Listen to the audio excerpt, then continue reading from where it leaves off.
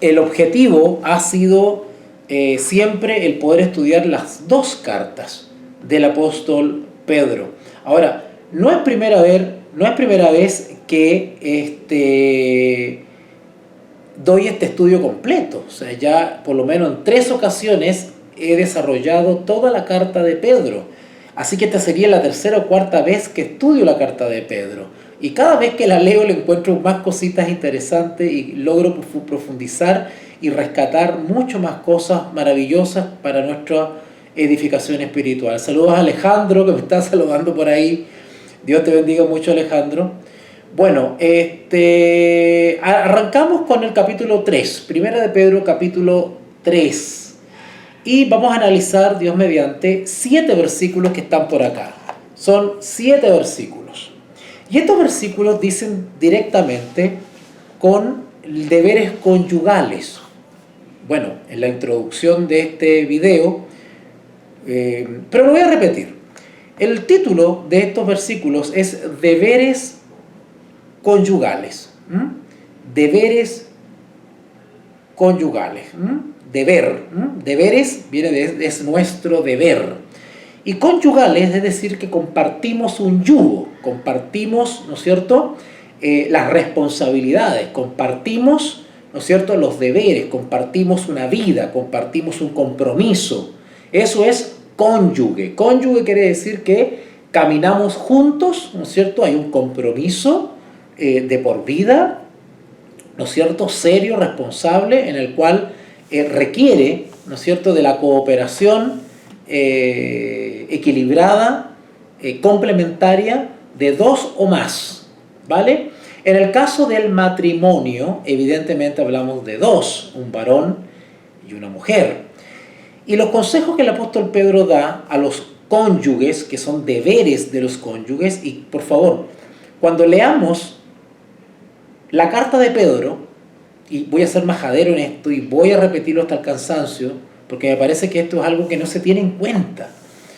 Cuando nosotros leemos los consejos del apóstol Pedro o leemos los consejos de algún otro apóstol, tenemos que inmediatamente entender que estamos leyendo consejos o experiencias o testimonios los cuales reflejan el ideal de Dios. En otras palabras, los consejos que estamos leyendo acá en Pedro son consejos que ojalá puedan asimilar aquellos que tienen la esperanza en estar en el reino de los cielos. O sea, los consejos son parte de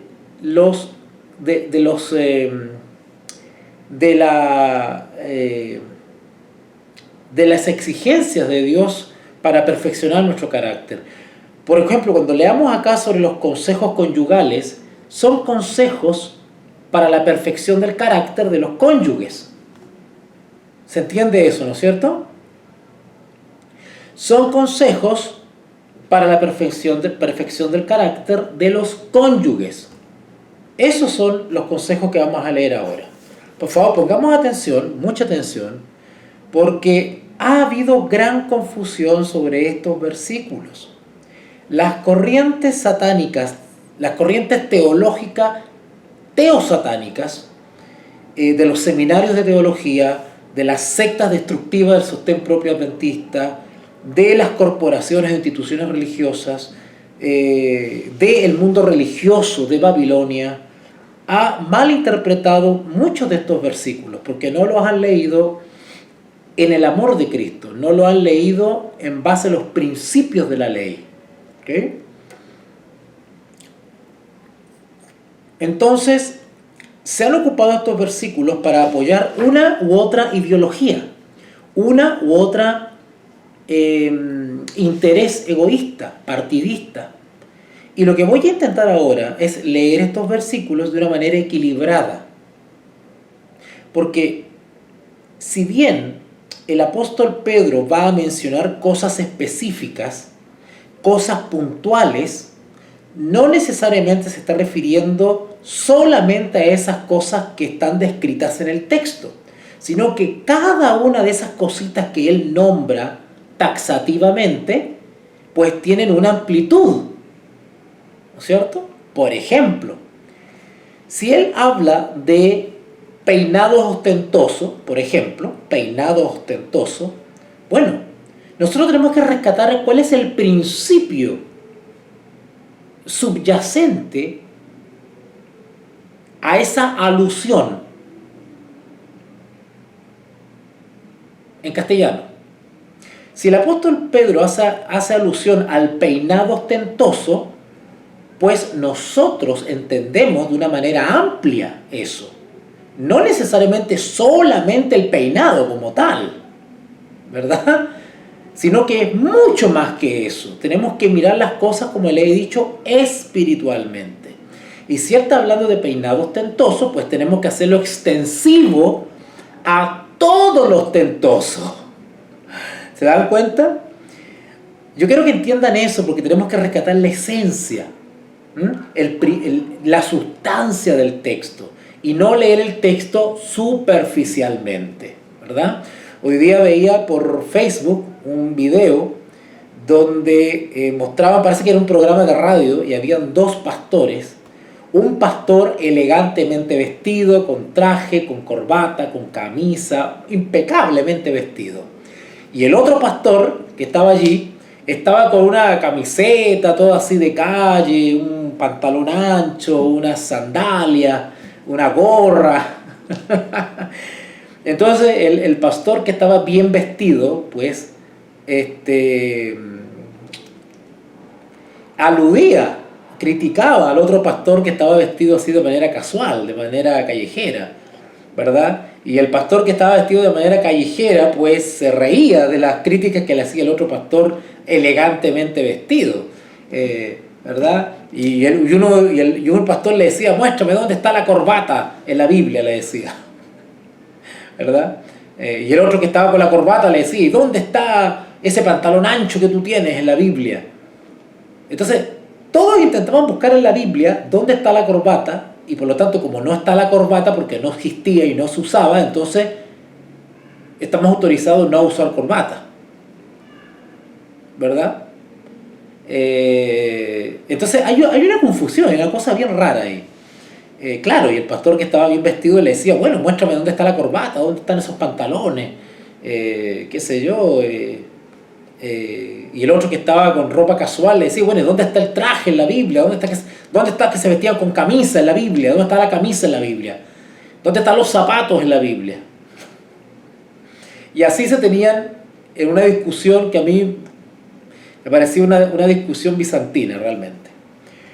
Entonces, le doy esto como ejemplo porque se cae en ese tipo de debate, en ese tipo de discusiones que no son para edificación espiritual y que realmente no tocan el tema de fondo, ¿okay? Sino que el tema de fondo no tiene que ver con específicamente qué prenda te pones, ¿okay? Aunque claro que hay consejos hermosos y hay estéticas, ¿no es cierto? Estéticas en el vestir que son más adecuadas que otras del punto de vista moral, ¿no es cierto? Evidentemente.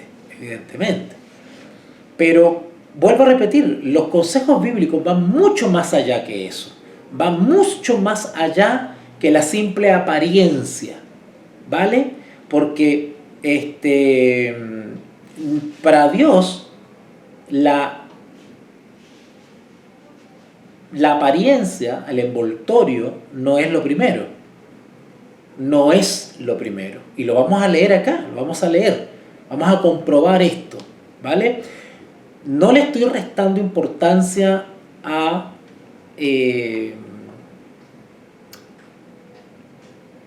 la apariencia, al testimonio personal respecto a la apariencia. No le estoy restando importancia, ¿vale? El Hijo de Dios tiene que dar testimonio, ¿no es cierto? Pero todo en su debido lugar, en su debido equilibrio. No podemos poner primero lo que no es primero. ¿Ok? Ok, vamos entonces a entender un poquitito estos versículos, porque habla del vestido, habla de las joyas. Vamos a ubicar en su debido contexto eso. Y a la medida que vamos a ir explicando estos versículos, ustedes van a entender por qué este servidor siempre se viste igual. Algunos hermanos me han dicho, hermano, usted se viste igual. Siempre lo veo, años que lo veo por cámara, lo veo por YouTube y lo veo igual. Usted se viste igual. Parece que anduviese con la misma ropa. ¿Verdad? Usted no usa colores, usted siempre anda de color negro, siempre anda con la misma ropa. Entonces, no entienden. O sea, los hermanos que a veces me preguntan eso, yo les digo, estos hermanos no han leído la Biblia. No han leído la Biblia, menos el Espíritu de Profecía, ¿verdad? Y ahora van a entender ustedes por qué muchos hijos de Dios hemos optado por no variar nuestro color de ropa ni la ropa, ¿verdad? Nos ponemos siempre ropas iguales, ropas parecidas, no cambiamos mucho la imagen estética, siempre manejamos una misma estética. Ustedes van a entender por qué, ¿verdad? ¿Por qué? Vamos a leer entonces, ¿ya? Ya. Sí, pero aunque tú no lo creas, Anita, hay personas que... Hay muchas personas que la vestimenta es súper importante, ¿eh? Es como... Es determinante la manera de vestir, ¿vale? A mí me costó entender eso. Yo era de los creyentes que tenía que ir a la reunión con corbata y con la camisa por acá, ¿verdad? Yo era de esos. Pero entendí que no era así el asunto. No era así el asunto. ¿Ok? Ok, vamos a leer entonces. Vamos entonces, Primera de Pedro capítulo 3. Primera de Pedro capítulo 3, versículo 1. Primera de Pedro capítulo 3, versículo 1. Le pido disculpas de antemano si es que bostezo, pero que hasta ahora a mí ya me empieza a dar sueño, porque me levanto como a las 6 de la mañana. Entonces ya me da sueño hasta ahora. Ok. Bueno, no siempre me levanto a las 6 de la mañana, pero me he estado levantando a las 6 de la mañana últimamente. Bueno, sigamos. Dice así el versículo 1, Primera de Pedro 3:1. Asimismo, vosotras, mujeres, bueno, acá hace directa alusión a las damas, a las mujeres, pero evidentemente los consejos que da también son aplicables a nosotros los varones. Pero él toma de ejemplo a las damas. Y ya voy a explicarles ya el contexto. ¿Por qué toca a las damas? Y de hecho Pablo, cuando da ejemplos de este tipo y habla de las normas cristianas, también lo primero que hace es empezar a nombrar a las damas. También Pablo nombra a los varones, pero siempre a las damas cuando tiene que ver con el vestir o tiene que ver con algún tipo de vestimenta, apariencia, ¿verdad? Y es porque la vanidad, en términos estéticos, es una debilidad muy fuerte en las damas. Eso hay que admitirlo. ¿Ok? Así que bueno, dice así. Asimismo, vosotras, mujeres, estad sujetas a vuestros maridos. ¿Qué quiere decir esto de sujetas?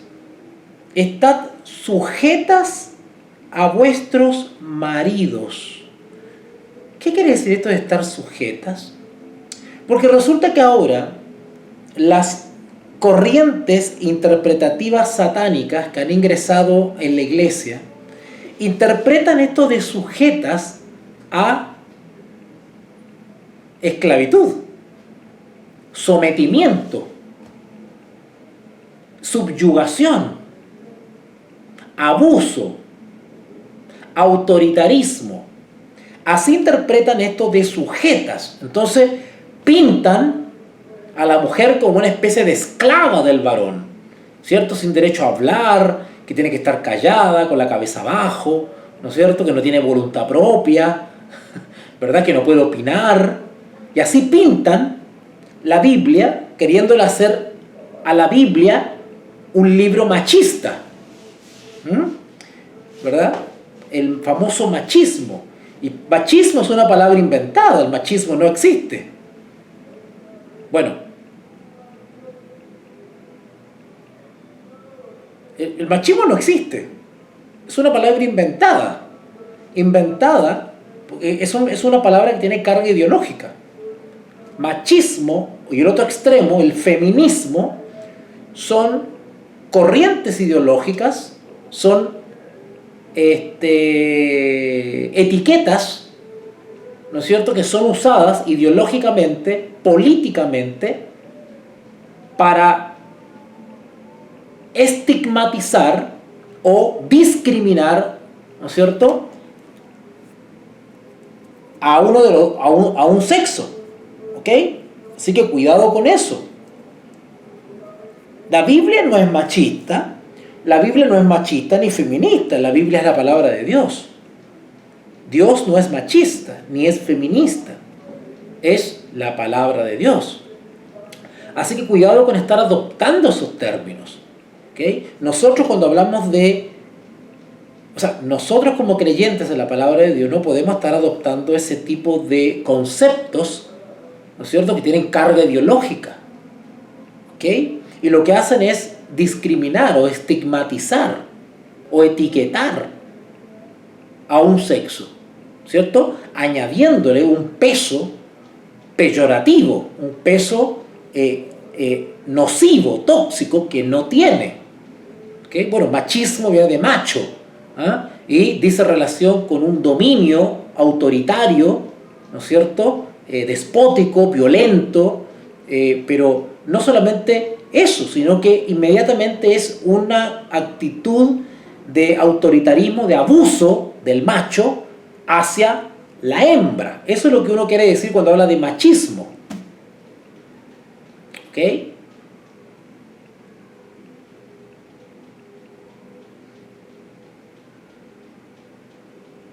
Me dice Anita, la mujer cristiana es muy atacada en estos aspectos porque la gran mayoría de los hombres, según cristianos, son unos machistas sin conocimiento ni criterio espiritual. Sí, pero entendamos una cosa. Nosotros no podemos hablar de machismo. ¿Puede haber un hombre abusador? Sí. ¿Puede haber una mujer abusadora y libertina? Sí. ¿Verdad? Pero nosotros no podemos... tenemos que ser cuidadosos en adoptar esos conceptos que tienen carga ideológica.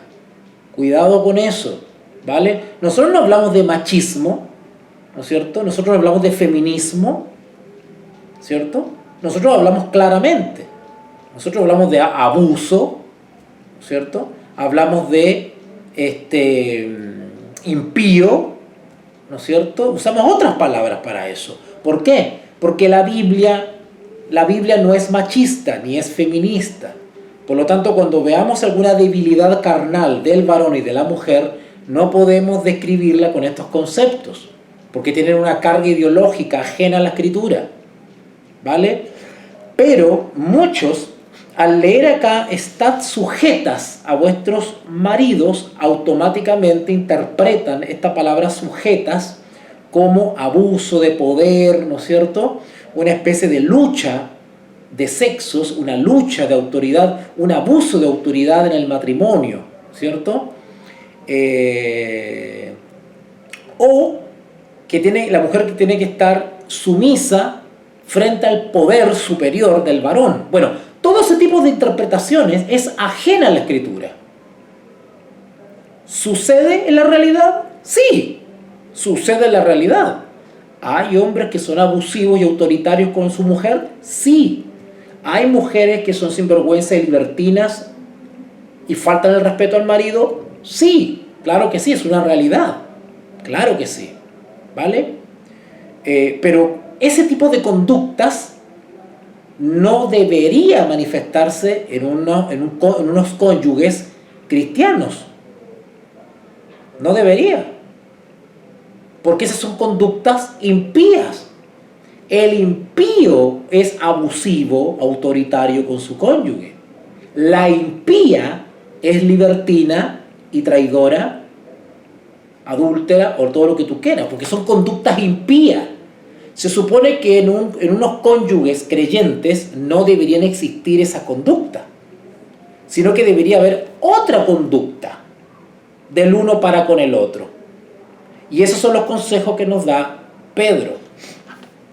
Cuando dice estad sujetas, la palabra sujetas simplemente dice relación con una actitud, ¿no es cierto? Una actitud, un compromiso para con su propio marido, ¿vale? No andar, ¿no es cierto? No tener una conducta o evitar una conducta, ¿cierto?, que dé mal testimonio a la iglesia y al mundo de que es una mujer independiente y que puede por ahí y por allá estarse reuniendo con otros varones.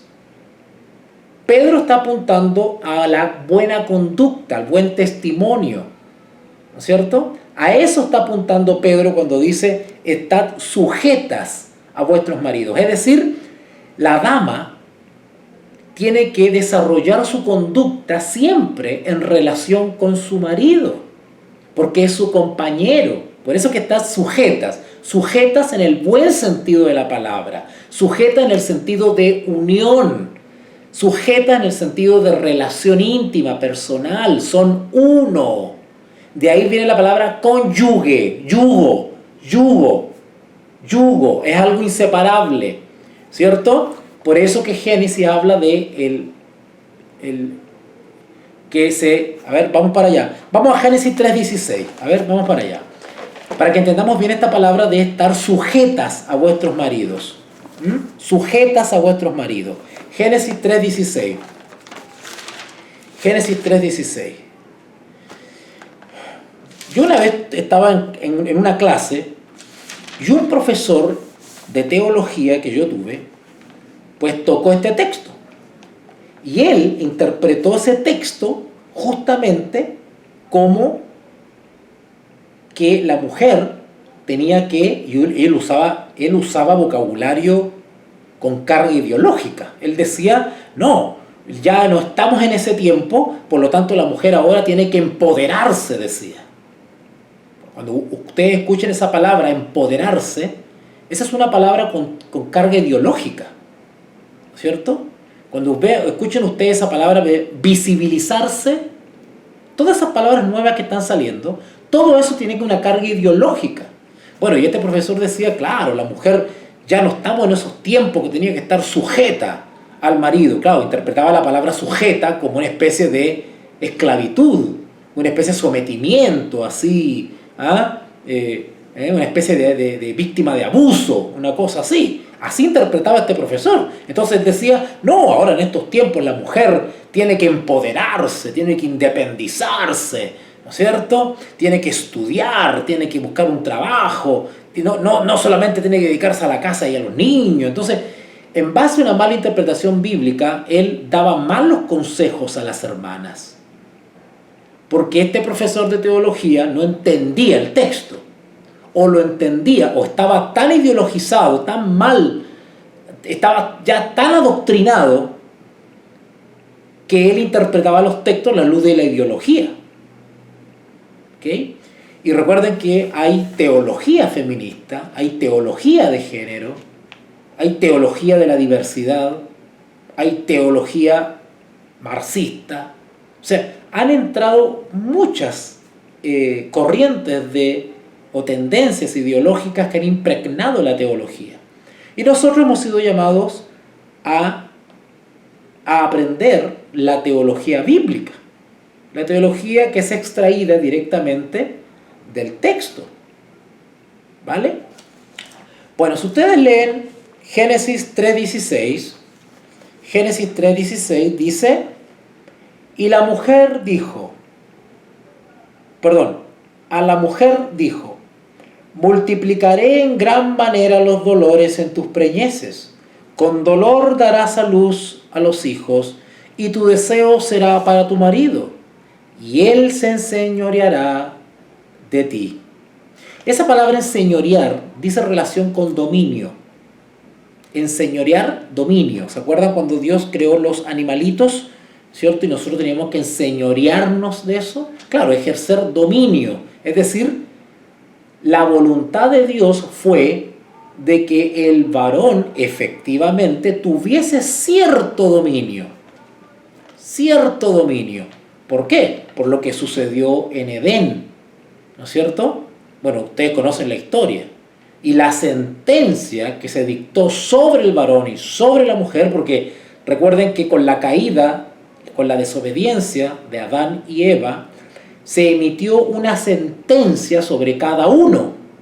No solamente a Eva le llegó una sentencia, ¿verdad? Multiplicaré en gran manera los dolores de tus preñeces, con dolor darás a luz los hijos, y tu deseo será para tu marido, y él se enseñoreará de ti.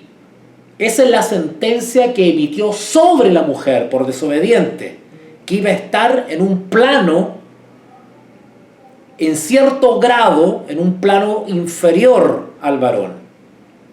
Y por favor, cuando digo inferior, no lo tomen como lo toma la mayoría, en un sentido de abuso, en un sentido de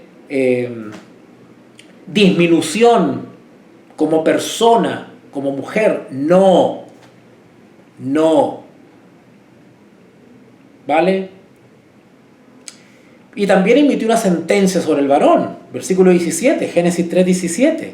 Y al hombre dijo: por cuanto obedeciste a la voz de tu mujer y comiste del árbol de que te mandé diciendo no comerás de él, maldita será la tierra por tu causa, con dolor comerás de ella todos los días de tu vida, espinos y cardos te producirá y comerás plantas del campo, con el sudor de tu rostro comerás el pan hasta que vuelvas a la tierra, porque de ella fuiste tomado, pues polvo eres y al polvo volverás. ¿Ok? ¿Ok? Si ustedes van a Efesios capítulo 5, Efesios capítulo 5, le estoy dando toda esta introducción para poder comprender esto de sujeto a su marido. Mujeres estén sujetas a su marido. Quiero explicar el contexto y que lo entiendan en el amor del Señor y bajo los principios de amor de la ley, ¿vale? Efesios capítulo 5, vamos a Efesios capítulo 5, versículos 21 y 22. Efesios capítulo 5, versículos 21 y 22. Dice así: someteos los unos a los otros. Interesante. Someteos los unos a los otros en el temor de Dios. ¿Notaron? ¿Notaron? Someteos los unos a los otros, pero no para abusar el uno del otro, sino en el temor de Dios, dice, es decir, tomando en cuenta los principios de la ley de Dios. En ese sentido, en ese contexto y bajo esos principios de amor, someteos unos a otros. Noten que todas las palabras estas que tienen que ver con someteos, sujetos, nosotros carnalmente automáticamente interpretamos eso como abuso. Someteos, sujeta. Claro, nuestra mente carnal inmediatamente lo interpreta como abuso. Pero en la mente de Dios y bajo los principios de Dios, estas palabras no tienen que interpretarse así. No, acá dice someteos unos a otros en el temor de Dios. En el temor de Dios. ¿Vale? Y eso no es un sometimiento de abuso. Es un sometimiento tierno, voluntario, fraternal. Las casadas, dice Pablo, estén sujetas a sus propios maridos. En ese sentido, Pedro dice, mujeres, estén sujetas a los maridos. ¿Qué quiere decir sujetas? Bueno, como ya lo expliqué, lo digo por segunda vez. Todo su testimonio personal, toda su conducta pública frente a la iglesia o en privado, dice relación con su cónyuge, con su yugo, con su otro, con parte de su carne, con el que decidió contraer matrimonio, con el cual vive su vida en un contrato matrimonial. Se deben el uno al otro. ya no son solteros, ya no son independientes, la esposa no tiene que andar por ahí en la casa de otro varón, cuidado con eso, tiene que cuidar su testimonio. En ese sentido, ella se debe a su marido. Primero porque tiene que dar buen testimonio a su marido, ¿verdad?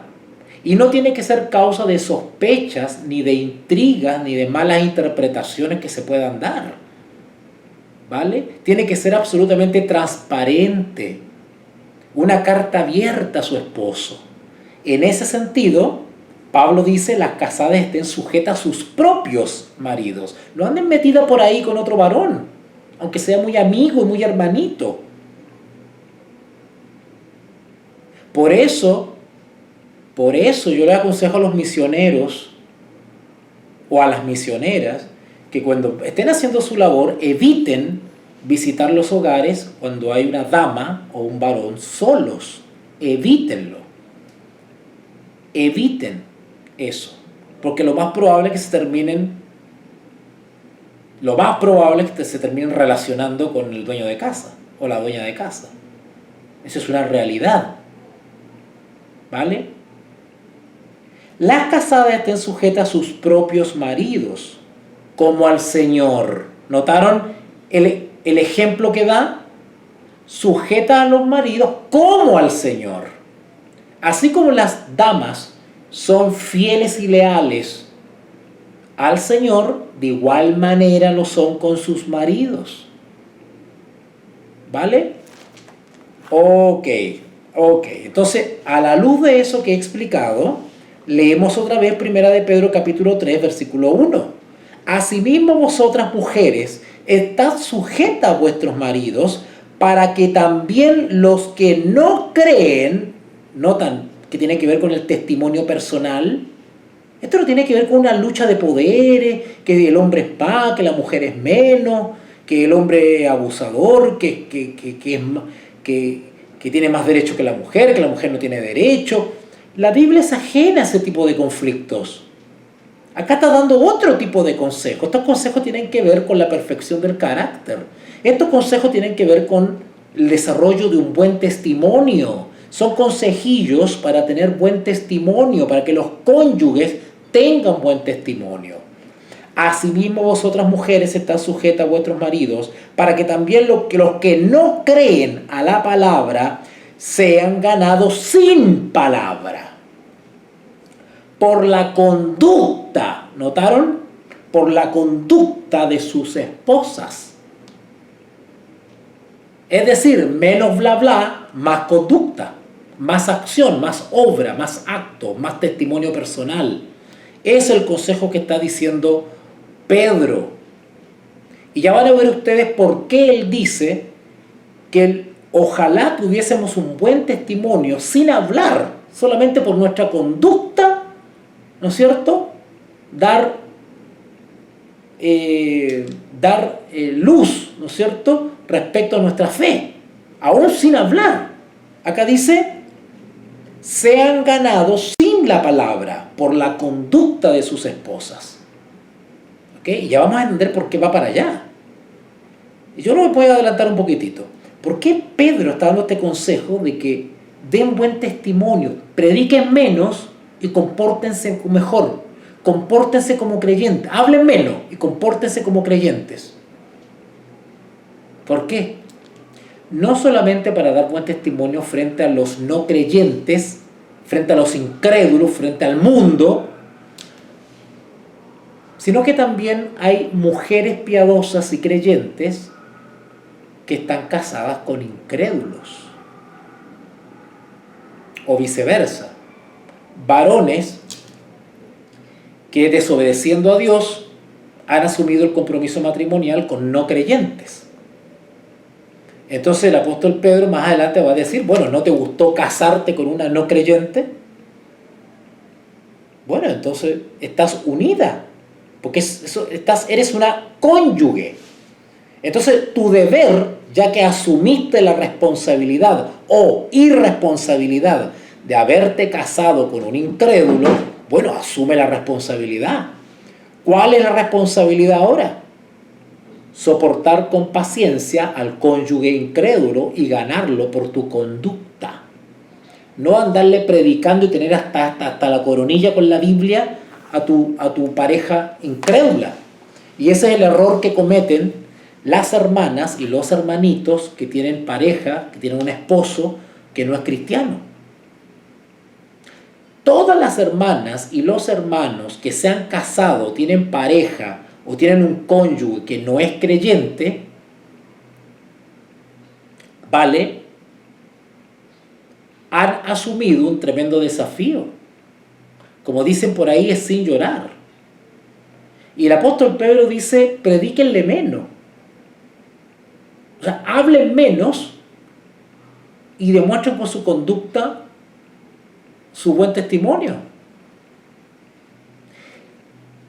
Hay hermanos y hermanas que son casadas con incrédulos, con su cónyuge, su marido, no es creyente. Y las hermanas, y también los hermanos que son casados con mujeres no creyentes, cometen un tremendo error y lo que están haciendo es destruyendo su matrimonio. Porque queriendo ganar al marido, los tienen hasta la coronilla con la Biblia. Y todos los días le hablan de la Biblia. Y todos los días le hacen la guerra. Y no buscan el equilibrio en el hogar. Si tu marido es incrédulo, no quiere saber nada con la religión, no quiere saber nada con los cristianos, bueno, no lo satures, no lo agobies con la Biblia. No le intentes meter la Biblia por las orejas. Ese es el peor error que puedes cometer. Primero, estás actuando de manera fanática. Segundo, no estás siguiendo el consejo bíblico, no estás siendo sabia. Tienes que seguir el consejo bíblico. ¿Cuál es el consejo bíblico para las esposas o esposos que tienen una cónyuge que no es creyente? ¿Cuál es el consejo? ¿Saturarlos con la Biblia? No. ¿Llevarlo obligado a las reuniones? No. ¿Que se bautice por cumplir? No. Esa no es la solución. ¿Qué sacas con tu cónyuge que no le interesa la religión para aparentar o para que te dé el gusto para las reuniones, ¿verdad? Hasta se bautizan algunos por cumplir. Si estás viviendo una farsa. ¿Cómo se gana al cónyuge incrédulo? ¿Cómo se gana? Hablando menos y viviendo más. Así se gana. Vuelvo a repetir. Primera de Pedro capítulo 3 versículo 1. Asimismo vosotras mujeres, estad sujetas. Hay que dar buen testimonio estando sujetas. Yo ya expliqué qué quiere decir eso de sujetas, así que tienen que devolver el video para escuchar lo que dije. Estad sujeta a vuestros maridos para que también los que no creen a la palabra sean ganados sin palabra por la conducta de sus esposas, considerando vuestra conducta casta dice relación con piedad, ¿no es cierto?, con pureza, ¿cierto? La esposa que no es ordinaria, que no es vulgar, que no es que no tiene una conducta perversa desde el punto de vista sexual, sino que es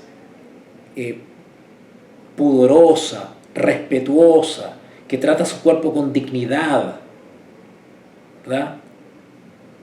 Que no necesariamente tiene que estar satisfaciendo todas las cochinadas que tiene en la mente el marido, ¿vale? Cuidado con eso. Ese es un tema, ¿eh? Yo cuando he estado en reuniones y hay matrimonios ahí y comienzan a hablar de estos temas, oiga, me han hecho unas preguntas que ustedes ni se imaginan, ¿vale? Ok. Pero es un tema de educación, ¿eh? Es un tema de educación. Hay que educar, hay que apelar al amor, hay que apelar al cariño. Si el marido, ¿cierto?, tiene mente sucia, porque no es creyente, no conoce a Dios, tiene la mente sucia, y te pide a ti como esposa te pide hacer esta pirueta y esta carambola y que esto y que vístete así y pónete así y hace esto y usemos esto y empieza con cosas raras, bueno, no te montes en cólera. Explícale con cariño, explícale con amor. Enséñale con sabiduría cristiana que pueden tener una vida sexual íntima, maravillosamente satisfactoria, sin necesidad de estar cayendo en ciertas prácticas. Pero hazlo con cariño, hazlo con amor, porque hay que educar. No te montes en cólera. ¡Ay, cochino degenerado! ¿Qué te crees? Que aquí, que allá y que aquí. Porque si tú haces eso, lo que va a hacer tu marido incrédulo va a ir a pagar a una prostituta. Eso va a hacer. Va a ir a pagar a una prostituta o ir a pagarle a un travesti. Para que le haga todas las travesuras y todas las piruletas que a él se le ocurren en su cabeza. ¿Vale? Esto es como tratar a un niño. No digo que el marido sea un niño. Estoy diciendo que esto se hace con educación. Se hace con tacto. Cuando tú a un hijo le dices que no de sopetón, ¿no es cierto? Y le echas toda la autoridad encima y no le das argumentos, no le explicas, no lo ilustras, no le dices que no, pero con cariño, que él entienda que lo haces porque lo amas, ¿no es cierto? Cuando tú no le explicas así a un niño, el niño se va a rebelar. Se va a rebelar. Porque no se lo dijeron con cariño, con amor. Lo mismo tú, que tienes un marido o una esposa incrédula, que no quiere saber nada con el cristianismo, que no conoce los principios del evangelio, y sale con cosas extrañas en la intimidad, tú lo que tienes que hacer es enfrentar esa situación con cariño, con amor, ¿no es cierto? Y explicarle, no solamente con un diálogo, sino también con la práctica, en la intimidad con tu esposo o con tu esposa, demostrarle que sí se puede tener una relación sexual satisfactoria, cariñosa, que pueden experimentar sensaciones ricas de íntima unión y comunión en el lecho, sin necesidad de practicar cosas perversas. ¿Te das cuenta? Se trata de educar. ¿Ok? ¿Ok? Ok. Entonces, el consejo del apóstol Pedro es: estad sujeta a vuestros maridos, para que también los que no creen a la palabra sean ganados sin palabra por la conducta de sus esposas, considerando vuestra conducta casta y respetuosa. ¿Vale? Casta y respetuosa. Ok. Eso del versículo 2, cuando dice considerando, considerando en el sentido de lo que otros ven, porque otros observan tu conducta y reflexionan y dicen: oye, mira esta mujer, mira cómo se comporta, siempre ha sido igual, mira cómo es, mira, no se queda sola, siempre acompaña a su marido, es prudente, es juiciosa, ¿no es cierto? Es precavida, cuida su reputación, es pudorosa, etcétera, etcétera. Todas esas cositas dan buen testimonio. Y eso debería ser materia de orgullo para el marido, para el cónyuge, ¿cierto? Porque si tú tienes una buena comunicación, un diálogo de amor y de cariño y de comprensión con tu marido, con tu cónyuge incrédulo, tú vas enterneciendo el corazón del incrédulo, porque vas apelando justamente a sus mejores sentimientos. Y ese marido incrédulo, cuando esté allí estacionado en el carro y tú te bajes al supermercado a hacer compras, ese marido incrédulo va a mirar a su esposa caminando hacia el supermercado y va a reflexionar. Y va a decir: qué buena mujer tengo, realmente.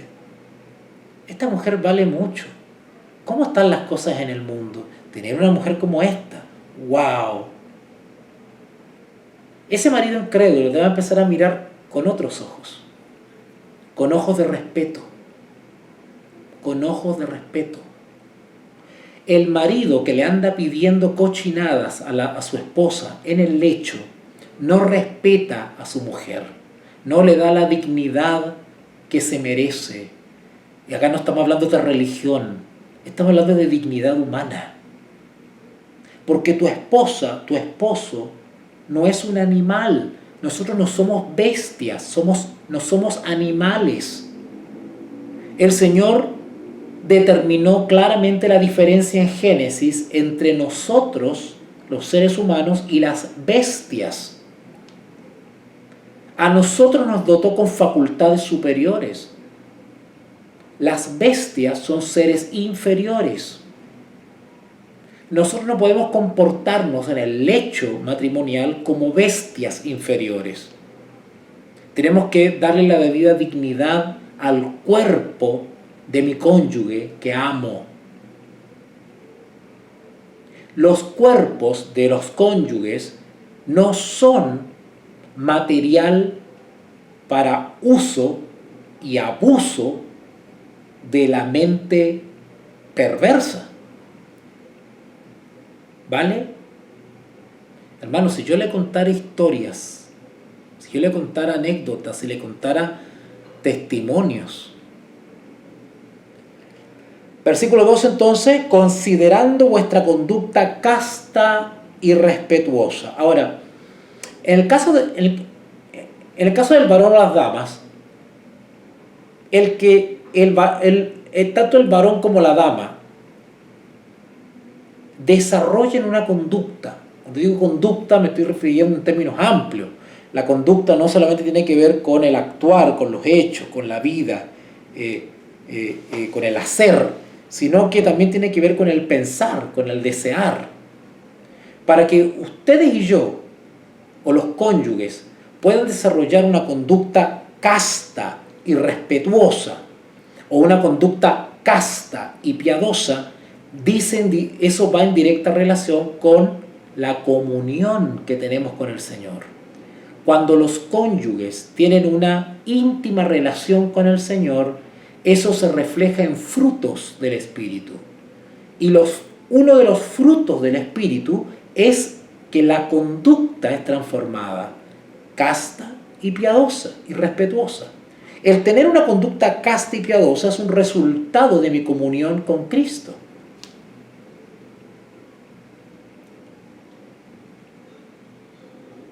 ¿Se dan cuenta?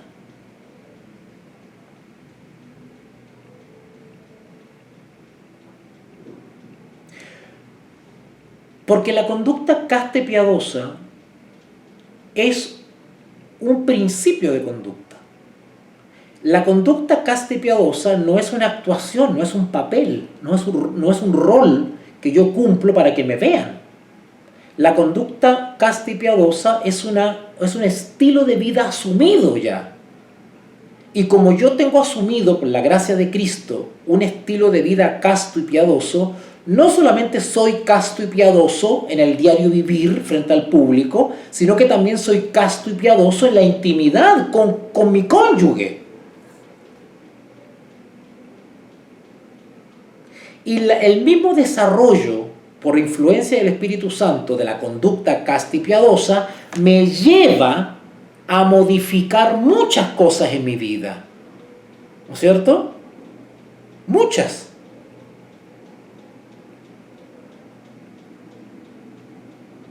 Yo ya no tengo los mismos deseos que tenía antes cuando no estaba con Cristo. La dama ya no quiere proyectar o desear o aspirar a lo que gustaba antes de conocer a Cristo. ¿No es cierto? Y por eso que se va modificando todo. La gracia de Cristo modifica todo. Por eso que los hijos de Dios ya no se empiezan a ver, ya no se visten igual, ¿no es cierto? Las damas, cuando la gracia de Cristo está transformando sus vidas, modifican incluso su apariencia. Ya no usan tanto maquillaje, hay damas que simplemente ya no usan maquillaje, ¿verdad? Hay varones que tenían cierto estilo de vestimenta, ya no lo usan, sino que optan por un estilo de vestimenta un poquito más sobrio, más sencillo, ¿no es cierto? Más monotemático, ¿no es cierto? Habemos quienes hemos decidido simplemente usar uno o dos colores para vestirnos, usar un solo estilo de ropa, ¿no es cierto? Para no estar cambiando constantemente la imagen y las modas y preocupados de estarnos cambiando la ropa, ¿no es cierto? Entonces, hemos optado por proyectar una imagen sencilla, simple, ¿verdad? Y eso es producto, efectivamente, porque ya no tenemos los mismos intereses, ya no tenemos las mismas ambiciones, ya en nuestra mente la moda ya no es primero, el vestir ya no es lo primero, la estética no es lo primero, sino que la estética ha pasado a un segundo plano. No digo que no sea importante, pero pasa a un segundo plano, ya no está en primera línea. ¿Se dan cuenta? ¿Okay? Por eso que el Espíritu de Profecía, hablando sobre el fin del tiempo de gracia, habla sobre la esclava de la moda, dice. Cuando ella dice la esclava de la moda, no es que esté atacando a la moda, en realidad, sino que está aludiendo a que la mente considera importante, por ejemplo, el tema de la apariencia física, el tema de la estética. Y eso tiene que ver con hermosearse físicamente. ¿Me van entendiendo para dónde va esto? Por eso tienen que analizar esto espiritualmente. ¿Ok? Por eso que cuando alguno critica y dice, ay, mira, se viste de negro, ¿no es cierto? Mira la gorra que tiene, mira, anda con la misma ropa. Bueno, esa gente que opina así, ve las cosas de manera carnal, no las ve espiritualmente. Porque si las viese espiritualmente diría, oye, mira qué bien, mira, no es ostentoso, ha decidido andar con uno o dos colores, no llama la atención, ¿no es cierto? No se viste como un semáforo, ¿no es cierto? Como un árbol de Pascua, ¿verdad? Siempre está igual, ¿cierto? No entienden por qué uno ha adoptado ese estilo de vida, porque queremos, ¿cierto?, ser sencillos. Sigue diciendo el versículo 3, ya me pasé el tiempo ya. Primera de Pedro capítulo 3, versículo 3. Y ahora van a entender, en base a todo lo que les he explicado, van a entender los siguientes versículos. Vuestro atavío, la palabra atavío tiene que ver con adorno, ornamento. La palabra atavío quiere decir adorno, adornarse, preocuparse de que sobre nosotros haya cosas que nos adornan. O sea, añadimos cosas a nuestra apariencia para supuestamente vernos mejor, o ser más atractivo, o ser más llamativo, o ser más aceptable, o gustar, ¿cierto? Gustar a la vista, ser deseable a la vista. ¿Ok? El vestirse o el ser ostentoso dice relación con llamar la atención, buscar las miradas, buscar no pasar desapercibido. Eso tiene que ver con el atavío, el ornamento. El atavío o el ornamento dice relación con un deseo de figurar. Y los principios del Evangelio nos llevan a todo lo contrario. Porque Jesús no era ostentoso. Para Jesús la vestimenta no era lo primero. Jesús era sencillo en el vestir. Jesús no tenía un armario lleno de ropa. Jesús no coleccionaba sandalias. Jesús estaba detrás de la última túnica que estaba de moda?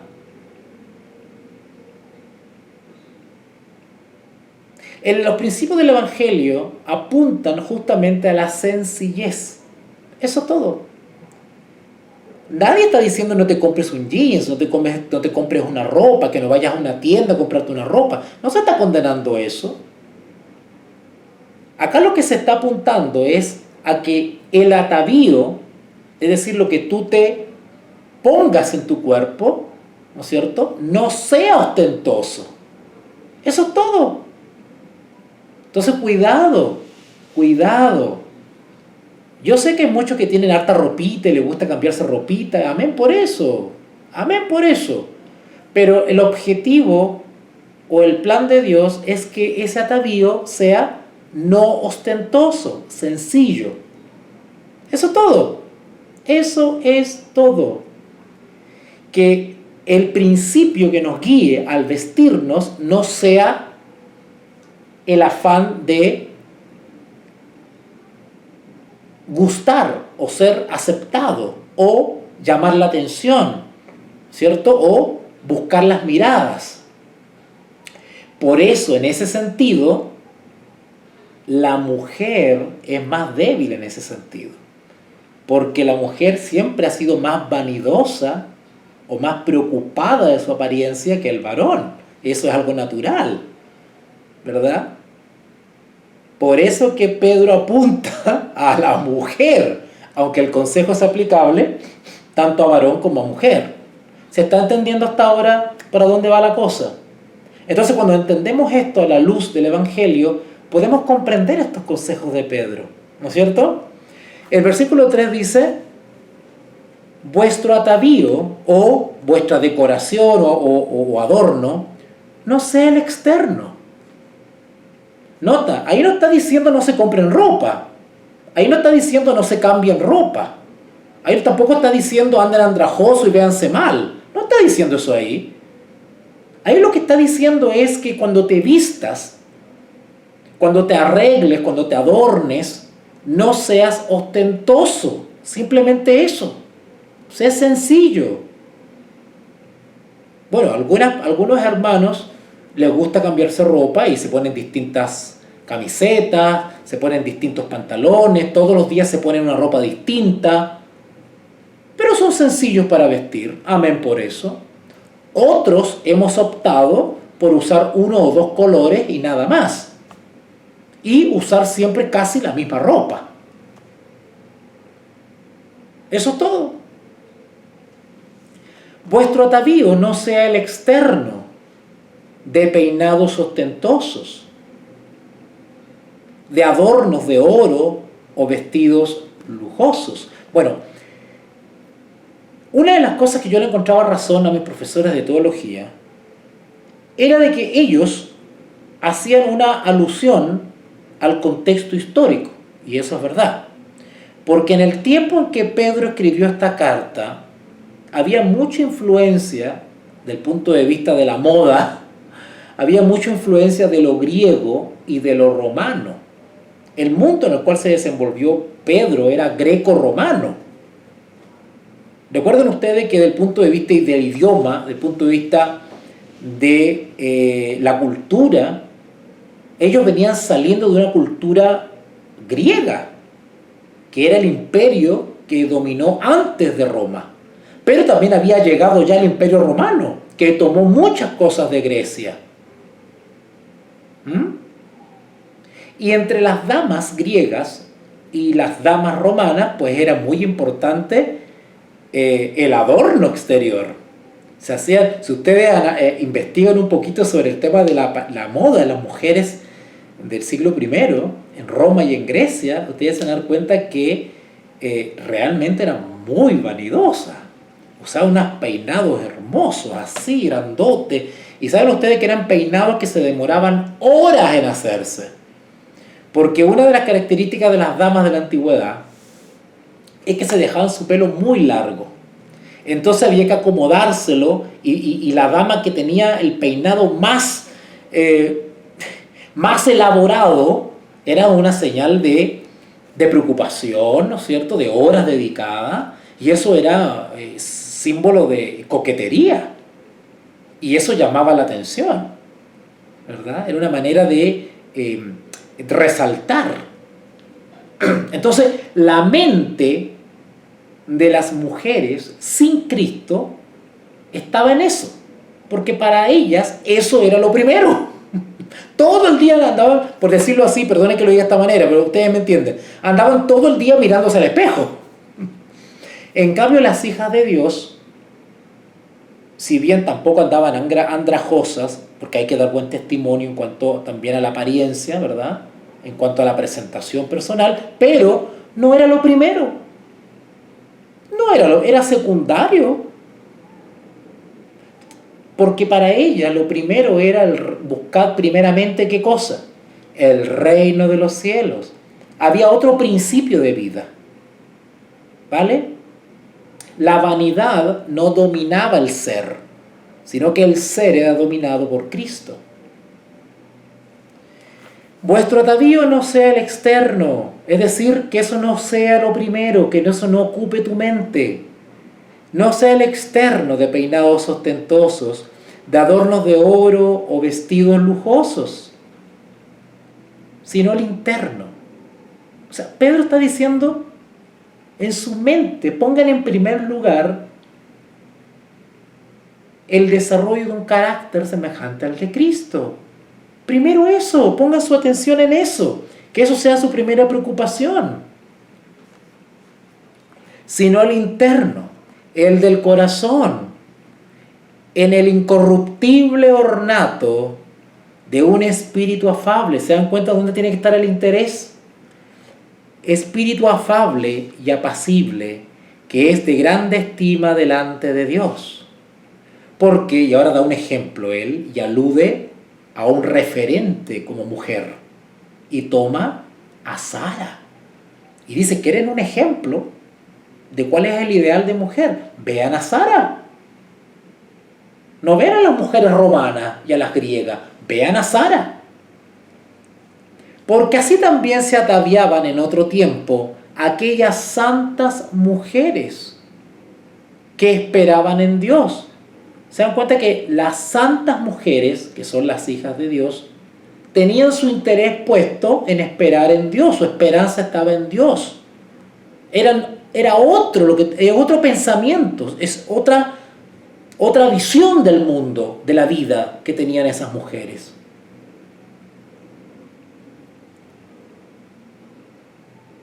Fíjese, esto me trae muchos recuerdos cuando yo me inicié como creyente. Y claro, uno tiene como referente a los grandes predicadores, que siempre lo ve con trajes, con corbata y siempre impecables, ¿no es cierto? Y esa cosa media como...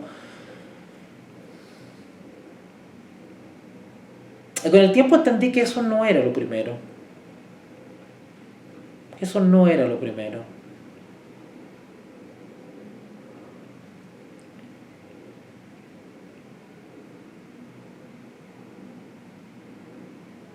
Sino el interno, es del corazón, en el incorruptible ornato de un espíritu afable y apacible que es de grande estima delante de Dios. Porque así también se ataviaban en otro tiempo aquellas santas mujeres que esperaban en Dios. ¿Cómo se ataviaban? El atavío interno, del corazón, incorruptible, de un espíritu afable y apacible. Así se ataviaban las mujeres de antaño, que esperaban en Dios, estando sujetas a sus maridos. Otra vez la palabra sujetas. Ya expliqué ya a qué se refiere eso. Versículo 6. Como Sara obedecía a Abraham, llamándole Señor.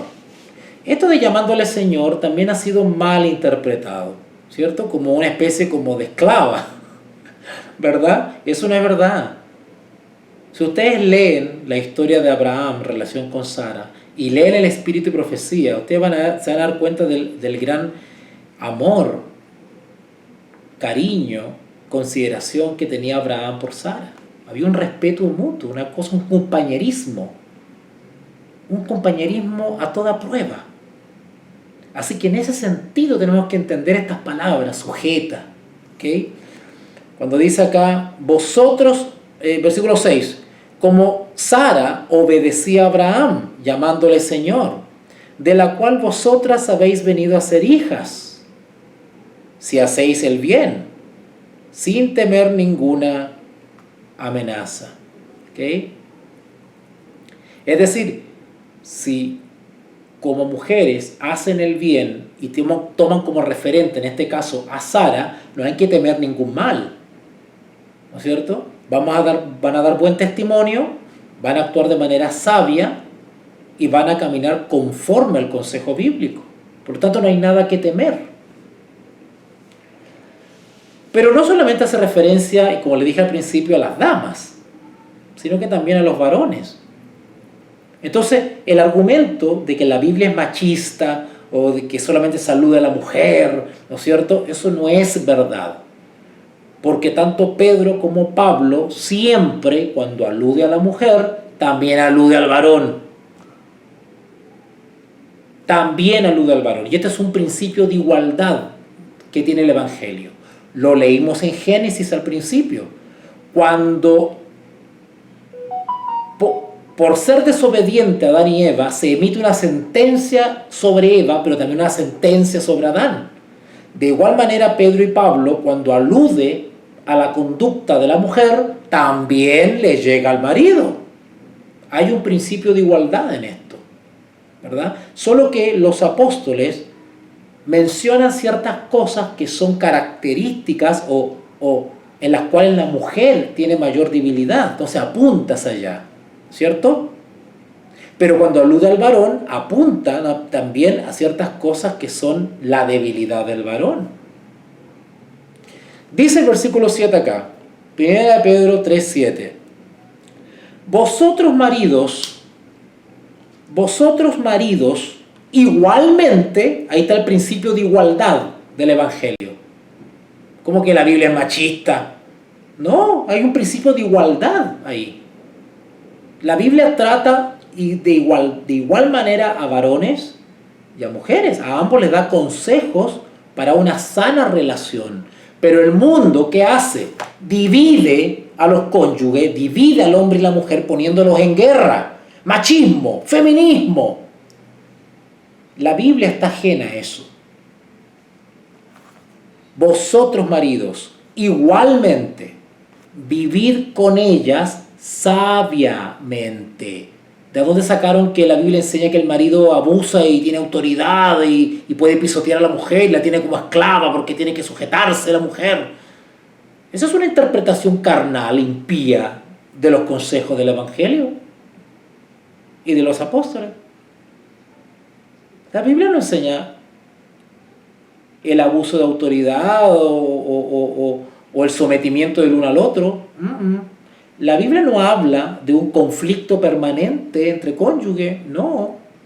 La Biblia habla de la igualdad en la relación entre varón y mujer. Habla de igualdad y de complementariedad, no de competencia, ni de guerra, ni de batalla por el poder en el matrimonio. El matrimonio no es un terreno de lucha de poder, ¿vale? ¿Por qué? Porque el matrimonio no es la unión de dos enemigos. Cuando se produce el matrimonio, ya no son dos, según la Escritura, sino uno. El mundo, ¿qué entiende? Que el matrimonio ya no son uno, siguen siendo dos y están en lucha de poder. Eso enseña el mundo. Vosotros, maridos, igualmente vivid con ellas sabiamente, dando honor a la mujer. Por eso que los varones cristianos no pueden pensar ni desear, o deberían por la gracia de Cristo vencer eso, no pueden, aún en la intimidad, en el lecho,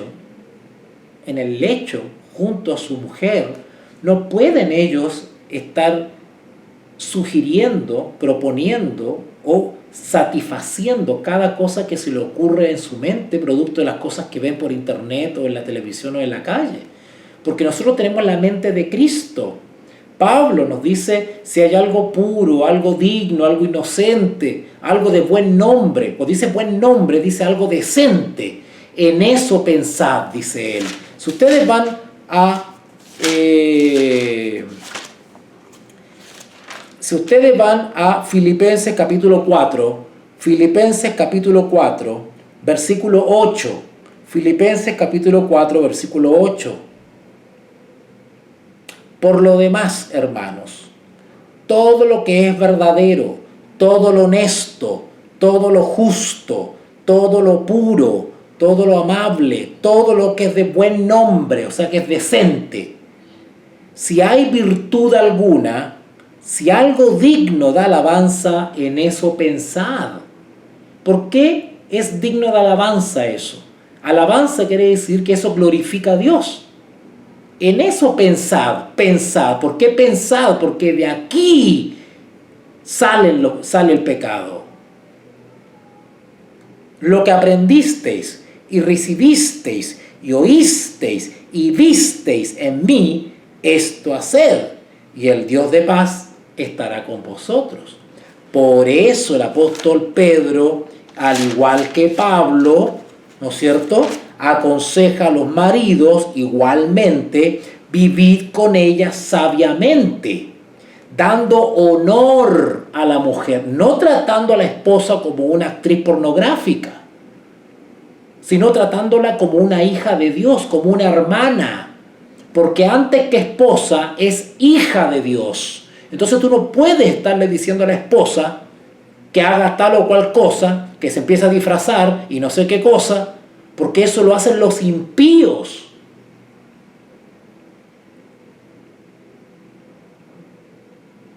¿Se dan cuenta? El lecho, la cama con tu esposa no es un trapecio. Ahí también se glorifica a Dios. Pablo dice, si algo hay de buen nombre, en eso pensad. Incluso Pablo dice, lo que visteis en mí, oísteis de mí, eso haced. Por eso que Pedro también hace referencia a Sara. Como Sara era, así también sed vosotras. Vosotros, maridos, igualmente, vivid con ellas sabiamente, dando honor a la mujer. Yo todavía he escuchado a algunos hermanos que me dicen, ay, pero si mi esposa no me satisface. ¡Ay!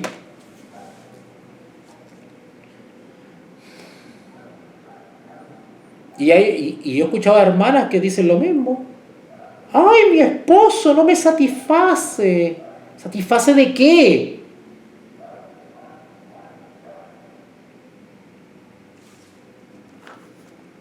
Y por eso que las hermanitas se meten con los hermanitos y los hermanitos con las hermanitas.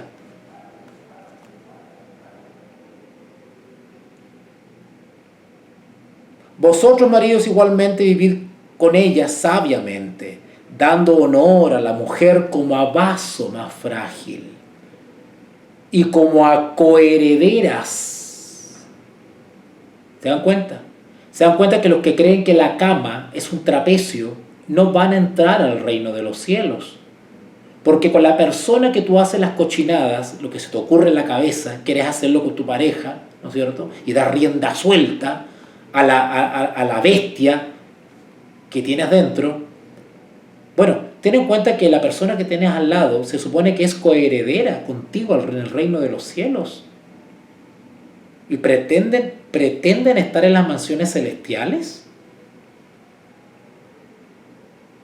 Y como coherederas de la gracia de la vida, para que vuestras oraciones no tengan estorbo.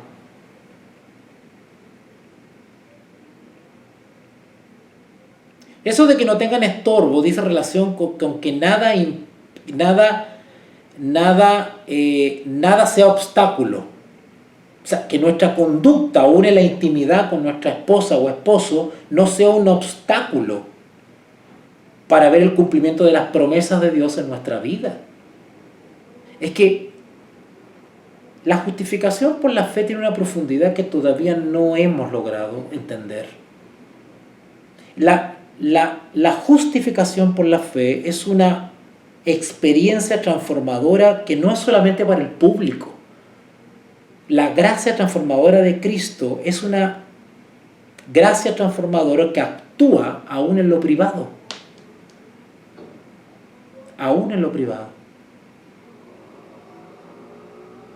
Vamos a dejarlo hasta acá. Ya ha pasado 1:20, estoy pasadito en el tiempo, pero espero haber comentado y reflexionado sobre estos textos bíblicos que tienen mucho más de contenido que lo que hemos creído normalmente, ¿verdad? Recuerden, no leamos los textos de manera superficial y nos ponemos a criticar a las personas por cómo se visten y que no sé qué, y que la hermana todavía se pinta, mira, todavía usa taco, mira, se tiñe el pelo, mira, el hermano usa la camiseta muy apretada, se le ven los músculos, ¿no es cierto? Y rasgamos vestidura, los hipócritas, ¿no es cierto?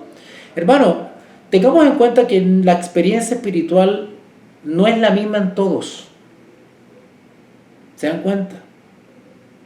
Ustedes me ven vestido de una manera acá por la cámara, pero yo antes no me vestía así, yo me vestía de otra manera.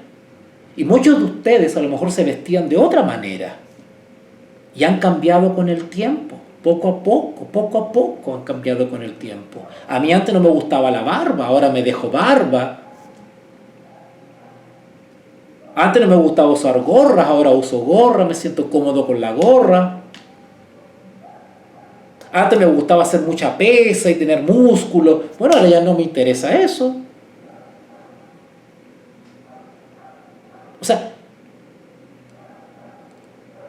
el Señor Jesús y nuestra relación con Él se encarga de irnos transformando, de hacernos ver lo que realmente importa, de poner en segundo y tercer lugar lo que tiene que estar en el segundo y tercer lugar, y poner en el primer lugar lo que tiene que estar en el primer lugar.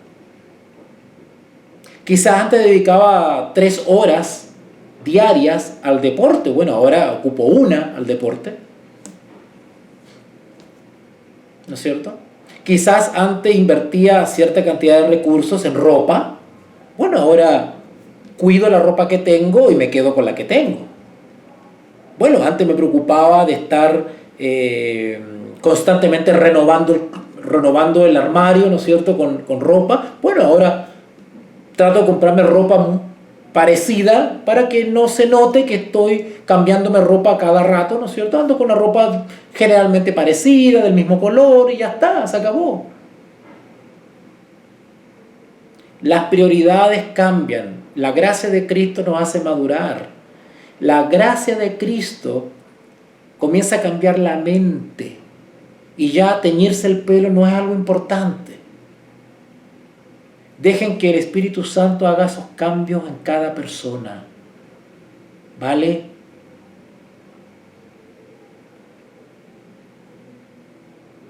Y el Espíritu Santo se encarga. Yo todavía recuerdo, y con esto termino, yo todavía recuerdo por allá por el año 1994, 1995, 1996, yo tenía mi pelo largo. Tenía mi pelo largo. Ahora no, ya se me está cayendo el pelo. Y cuando empecé a acercarme a Jesús, poco a poco, el Espíritu Santo comenzó a hacer una obra de transformación en mi vida. Y de manera espontánea, sin que nadie me lo dijera, me empecé a sentir incómodo con el pelo largo. Yo amaba mi pelo, me tomó años dejarme crecer mi pelo. Y me hacía una moña así para atrás. Pero cuando empiezo a empecé a estudiar la Biblia, me gustó tanto y me enamoré tanto de la Biblia, y esto empezó a ser mi principal interés. Entonces la mente empezó a cambiar. Claro, cuando tenía mi pelo largo me preocupaba, lo peinaba, que el champú, que no sé qué cosa, y eso, y cortarse las puntas y todo. Y eso empezó a quedar en segundo plano, ya ni me acordaba del pelo, porque mi mente estaba cautiva por la palabra de Dios. Entonces me empecé a sentir un poco incómodo con el pelo largo, y me lo corté un poquito hasta acá arriba. Al año siguiente me lo corté más arriba, hasta que un día me decidí, el año 1997, y me decidí a cortarme el pelo definitivamente. meses después estaba bajando a las aguas del bautismo. Entonces, el Espíritu Santo va haciendo una obra de transformación, ¿vale? Comprendamos y tratemos con cariño y con amor a aquellos que no tienen una apariencia como la que nosotros quisiéramos. Hay hermanas que todavía les gusta usar vestido corto, mostrar su cuerpo, ¿no es cierto? Ostentar que tienen buen físico, verse bien, verse atractivas, ¿no es cierto? No quieren asumir sus canas, ¿no es cierto? Y se tiñen el pelo, ¿verdad? Hermanos también, ¿no es cierto? No quieren asumir ciertas cosas, o hermanos que para ellos es importante siempre andar de corbata, ¿no es cierto? Y con ese aire de formalidad y qué sé yo. Bueno, todas esas cosas son cambiadas por el Señor. ¿Ah? Todas esas cosas son cambiadas. Así que tengamos paciencia con aquellos que están en otra experiencia, ¿ya? Y no están en la misma experiencia nuestra, ¿vale? Ok, vamos a orar. Bendito Dios y Padre, gracias Señor por esta jornada extensa que hemos tenido de reflexión, conversación en base a tu palabra, específicamente la hermosa carta del apóstol Pedro.